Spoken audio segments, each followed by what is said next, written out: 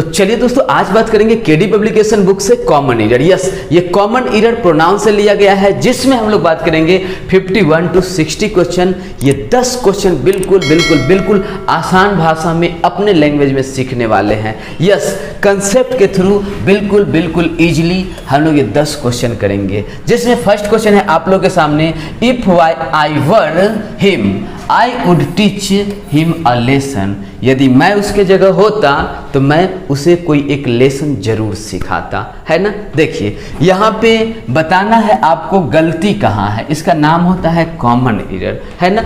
गलती ढूंढना है। ओके जी, बताइए। तो याद रखिएगा यहाँ पे होगा आंसर ए। क्यों होगा?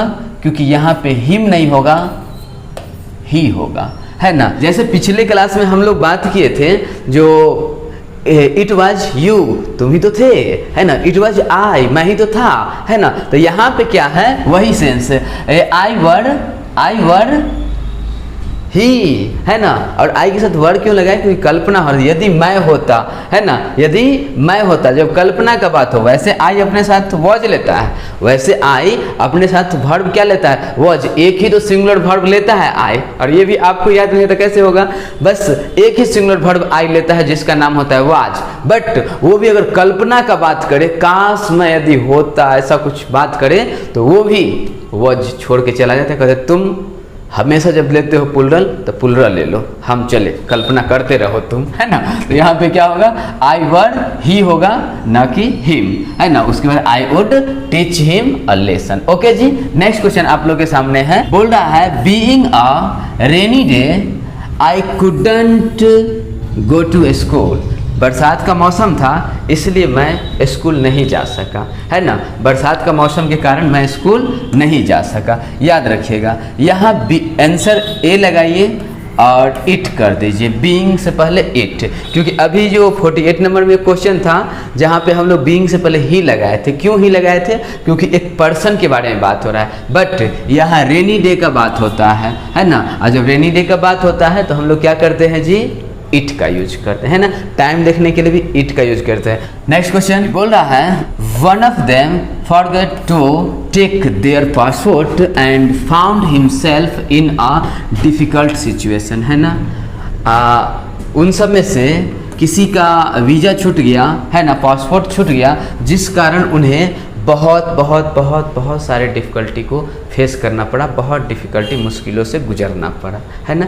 मतलब उनमें से कोई एक का छूटा। जैसे हम अगर बात करें, ये आप में से किसी का बैग छूट गया, यार लेते जाओ, है ना। तो आप में से, आप सबका नहीं छूटा, आप में से किसी एक का छूटा, है ना। तो वन ऑफ देम मतलब कईयों में से एक, कोई एक व्यक्ति का छूटा, है ना। और जब कोई एक है मतलब सिंगुलर है, और सिंगुलर के लिए हम लोग देयर का यूज नहीं करते हैं, हिज का यूज करते हैं। आंसर बी होगा, और यहाँ पे देयर नहीं, हिज होगा। ओके जी, तो क्या बोल रहा है, one of them forget to take his passport, है ना, and found himself in a difficult situation. उम्मीद है बात समझ रहे होंगे।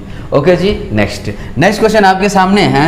बोल रहा है, mister Sharma our representatives, he will attend the meeting on our behalf, है ना। हमारे तरफ से मिस्टर शर्मा जो है मीटिंग अटेंड करेंगे, है ना।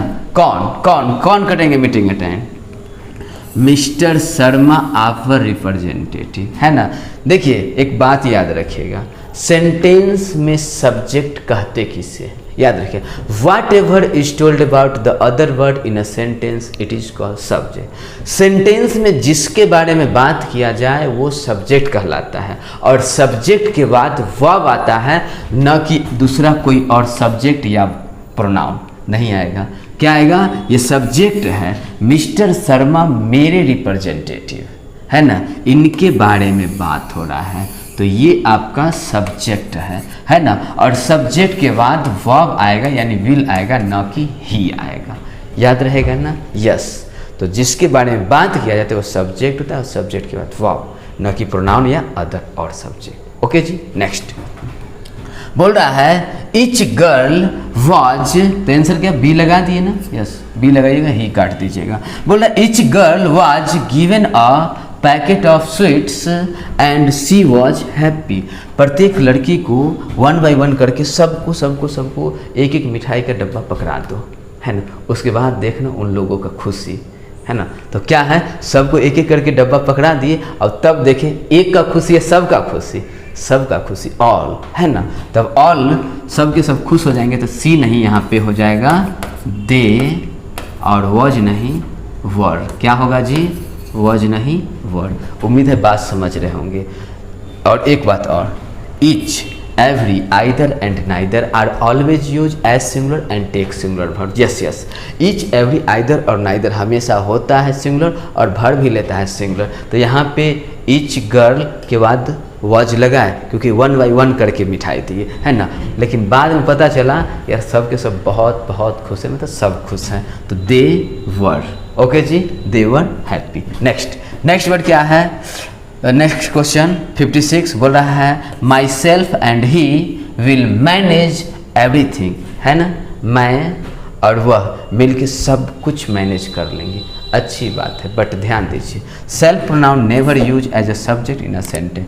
दुनिया के किसी भी सेंटेंस में सेल्फ प्रोनाउन किसी सेंटेंस का सब्जेक्ट हो नहीं सकता। वैसे इंग्लिश बोलने में ना, बोल चाल के भाषा में माई सेल्फ सुमन एक बोल देते हैं, बट रॉन्ग, ग्रामेटिकली रॉन्ग है, लॉजिकली भी रॉन्ग है ना। सेल्फ प्रोनाउन क्या हो, जब मैं कुछ करूँगा तभी ना मुझ पर कोई प्रभाव पड़ेगा, तभी तो सेल्फ प्रोनाउन रिफ्लेक्सिव प्रोनाउन कहते हैं। जब प्रभाव पड़ेगा तब ना, शुरू में ही कैसे प्रभाव पड़ गया, बिना काम के कोई प्रभाव पड़ा है जी आज तक? हाँ, तो याद रखिएगा self pronoun never use as a subject in a sentence. तो सेल्फ प्रोनाउन माई सेल्फ की जगह पे तो आई आएगा, बट फिर भी सेंटेंस नहीं सही हो पाया। क्यों?